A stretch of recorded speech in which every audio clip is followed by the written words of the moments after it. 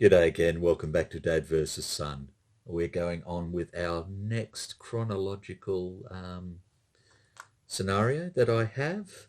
And with this one, as I said in the last video, will be the 2011 PresCon tournament road trip to Athens, which is available from Board Game Geek in the Combat Commander Europe files section. And this scenario again was designed by Brian Collars. Thanks, Brian. Appreciating it. Okay, so this one starts on map 16. Dun, dun, dun. Okay. And the only situation report we have is that it is Greece, Thermopylae vicinity, April 1941. So as we all know, Thermopylae was the wonderful site where the Spartans held up the Persian forces with the other Greek states for a couple of days before they were basically wiped out. Okay, so we're 1941. The victory point marker starts on the Allied side at 13. The time marker is at 1. Sudden death at 6. Troop quality is Axis are elite with 3 orders, and the Allies are line with 2 orders. The Axis will be attacking, Allies defending, and the Axis has the initiative. We start with the open objectives of G and T. G says that objective 3, which is the buildings up here at the end of the gully, are worth 3 points, but T says that every objective is worth 2 points. And at the moment, the Germans hold objective 2, which is down here in the corner, and the Allies hold objectives 5, 4, 3, and 1. Don't worry about these at the moment. The Axis will set up last 2 hexes deep, but they cannot set up in these 3 hexes. That's why I've put those blaze markers there for the time being. And the Allies will set up first 11 hexes deep, and the Allies are coming in from the left, Axis from the right. So 11 hexes deep lets them come right over to K, column K. Righto. So surrender markers, Axis 7, Allies 9, and Axis have the first go. Special rules. Number 1 is the older player will control the Axis forces, so that's me, and the younger player will control the Allied forces, that's me. See, so I can use left side, right side, unless I can talk my son into doing one of them, and he's going, no. I don't think I'll be doing that. No, I didn't think so. Okay, so I'll be playing both. Special rule 2 is the roadblock. Place the wire in hex M10, and the Allied player must set up the foxholes that they have and at least 1 squad and team in objective 5 right here. So I've just put the foxholes there to remind me, and I've put the wire there already. We've talked about rule 3, which is the Axis can't set up there. Rule 4 is whenever an Allied heavy machine gun fires and the fire attack roll is doubles, break that heavy machine gun. This effect is not cumulative with a jammed trigger, but is cumulative with a played sustained fire action. Pooh. Okay, so it means if we roll a double with a sustained fire action with the heavy MG, then it is destroyed straight up. Okay, rule number 5 is that the gully here represents the sunken road, and normal gully rules are modified so that units in the gully can see the whole way along, not just 1 hex from them and so forth. So you can see in the gully from here to here. and units at the two crossroads. So here at D5 and M10 can also have a clear line of sight into the whole gully. So anybody from D5 down through the gully to M10 can see each other. Right. So troop-wise, the Germans have Lieutenant Schrader, who's been around a few times, handy, getting experience. That's why they've got an elite force, I suppose. And Lieutenant Laubach. They're both one command hex range. I'm getting there slowly. Okay. They have 6 elite rifle squads, 2 elite teams, 1 HMG, 3 LMGs, and a 81mm radio. And I have misplaced my 81 German radio, so I'm using the American one over here. I don't know what I've done with it. I'm looking around, and if I can't find it, then I'll make one. But yeah, a bit strange. It's probably got mixed up into bloody something else, and I just can't see it because I'm a blind old bugger. The British have Sergeant Percival, who is a 2 hex command radius leader, Corporal Nettles, who is a 1 hex, 2 guards squads, 4 line squads, 2 line teams, 3 weapons teams, 1 heavy machine gun, 2 light machine guns, and 2 light mortars. I only gave them 1 because I'm stingy. Sometimes I can't help myself, so I'll give them a second one. And of course the 1 foxholes and the 1 wire. Okay. So as per usual, I'll go away, I'll set up, and then come on back. You can have a giggle at how I've done it, and then we're good to go. Okay. Won't be long. Rightio, welcome back. Okay. So I've set up the Brits and the Germans, and this is what I have done. Up here in Objective 1 in these buildings, I have placed a line team, and they are simply there to hold that objective. As a speed bump, and stop people just wandering up through here, I've put a line squad.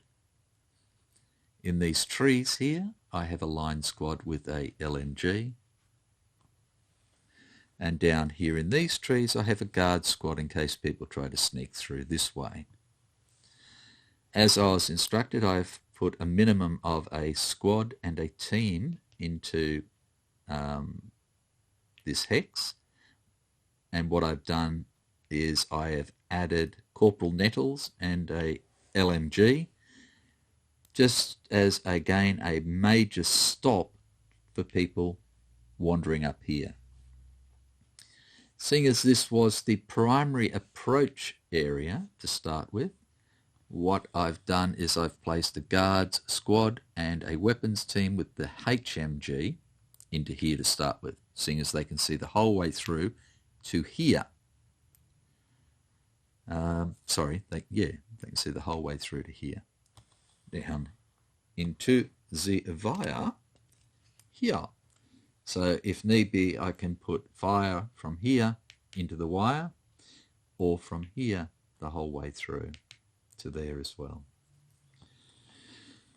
Finally, what I've done is I've put Sergeant Percival with a line squad and a line team and a weapons team and the 2 mortars here. That way I have a mortar with line of sight down this way, and I have a mortar with line of sight if I move it forward down this whole way, or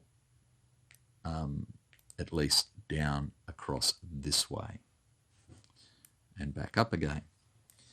For the Germans, we weren't allowed to set up in 09, N9 or N10, so what I've done is I've just put an elite rifle squad with an LMG into here, and the first move order they get, hopefully on the first turn, they will simply move in to their building. And they then have a base of fire waiting here in case the Brits try to come around and take this objective, which is worth a minimum of 2 VPs. The rest I've placed up here. So what I have is I have Lieutenant Lalbach with a elite rifle squad, a elite team with an LMG, and another elite rifle squad in the buildings here. So they're in the orchard, which at least gives them one cover. I believe, yeah, gives them one cover. So that's good, and they have a line of sight down to this guy at least, so they can start to lay down some fire there. And then I've got Lieutenant Schrader here with another elite rifle squad, an elite team with the HMG, another squad, and another squad with an LMG. So I can always move these up this way to attack down this way, or if I can take this guy out, move straight through this way. So the best way for the Germans to make money on this one, victory points, is probably to try and get people off the board rather than worry about trying to kill too many Brits or anything else. But considering they've got to go all the way across there, it might be better off that they just try going for a killing frenzy and forget about objectives so much. So that's the cunning plan. I'm using Crankbait's idea again about using the spare area here for the objective markers to try and clear it up a bit. I'm still not convinced one way or the other. I can see the logic behind this, and I believe it's a worthwhile thing. I'm not sure if it's going to work for me, but hey, won't know until I've given it a couple of tries. So that's it. I don't think there's anything else to do. So let's draw some cards. We'll have a bit of a go, and then I will try to remember to cut this short before 30 minutes, or around the 30-minute mark at least. Again, I welcome your comments, your giggles, your advice and suggestions.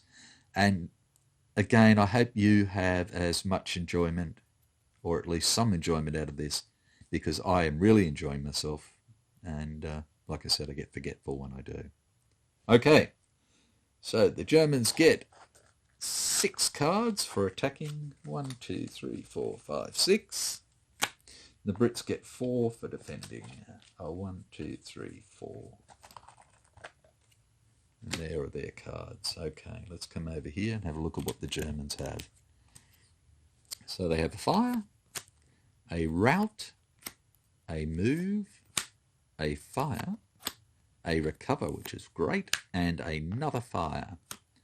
Okay, so I think the first thing I want to do, as I said, is I want to do a move, and I'm going to use this move on this little rifle squad down here. So he's going to go to there, like that. Now, can anybody see him? Well, Sergeant Percival can see the whole way down there. Okay, so the trouble is he can't shoot anything down there. Okay, the only thing that has the range to get there, 1, 2, 3, 4, 5, 6, 7, 8, 9, 10, 11, is the mortar, which you can't use for opportunity fire. So he is safe.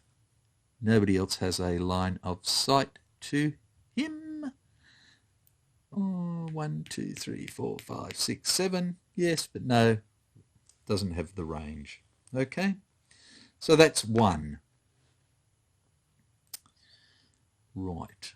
The next thing we're going to do is we're going to fire. And we're going to fire with Lieutenant Lalbach's people here, and they're going to put rounds into here.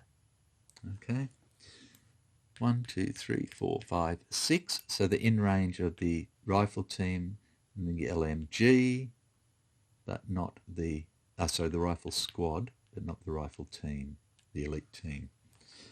Okay, so they're shooting for 5, +1 is 6, +1 is 7. and we have a hindrance of 1, so we're down to 6 into here. And they have nothing. Or do they? Dun, dun, dun. No, they have nothing. So they're hitting in there for 6, 7, 6.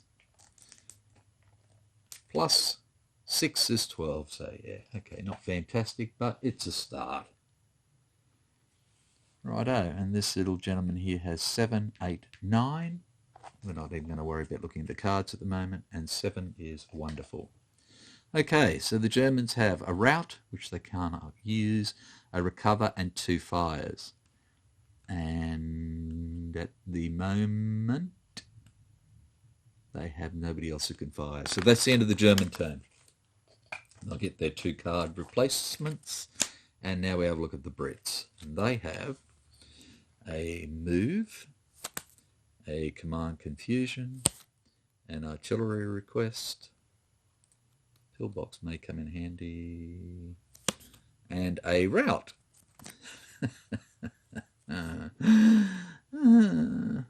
Okay. So, what do we want to do? Well, we don't want to move at the moment. Yeah, right. So what I'm going to do is I'm actually going to get rid of those 3 cards to start with. So that was useful, wasn't it?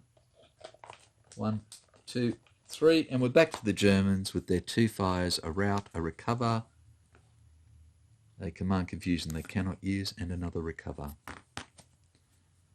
Right, so do they want to just get rid of some cards, or do they want to try and fire? I think we're going to get rid of some cards. So we're going to get rid of these 2. And I'm going to keep the 2 recovers and the 2 fires at the moment. So we're back to the Brits, who kept their artillery request, and they have gained an advance, a fire, and a move. Right.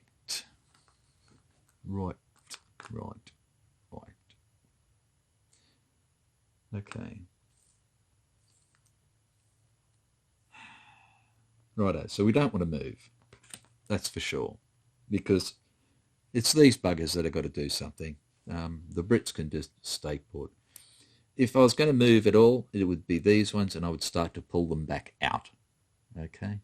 And then just jump on them once they jumped out of here.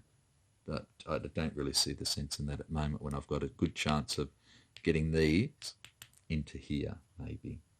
So, again, I could advance into there, but that's pretty stupid when these guys have line of sight straight to here at the moment, and so does he, and it'll just get messy. So I'm going to get rid of move. I'm going to get rid of advance as well at the moment, and I'm going to keep the fire and my other one. 1, 2, and we're back to the Germans, who have 2 recovers, 2 fires, 3 fires, and an advance. Right. So the question now becomes, do I advance to advance? And the answer would be no there. But what I'm going to do is I'm going to use this, and I'm going to activate Lieutenant Schrader, and he is going to advance all of his people into this building here, like that. This one's going to come up behind, so he's still out of line of sight of every bugger, and this one's going to come forward to here. Right. So that's that, and then we are going to use our fire, and we're going to do is we're going to fire from these people here into here. So again, as we said, it was 6, 7, -1 into there, and I have nothing that will help it. So that's 6 into there, plus 8 is 14, and a sniper. So it's a bit better this time. starting to get their aim in. And the sniper is at 07. Look at that. We got away with that one. Okay. So 07 is here. So nothing happens since it was a German sniper. Again, probably tripped over and a round went off. Clumsy. Sorry, earthquake. So they have 2 fires and 2 recovers left, and they're not going to do anything. Get their 2 cards. Okay, the Brits had their fire artillery quest and have picked up another fire and a recover. So now we're starting to get a little bit peeved.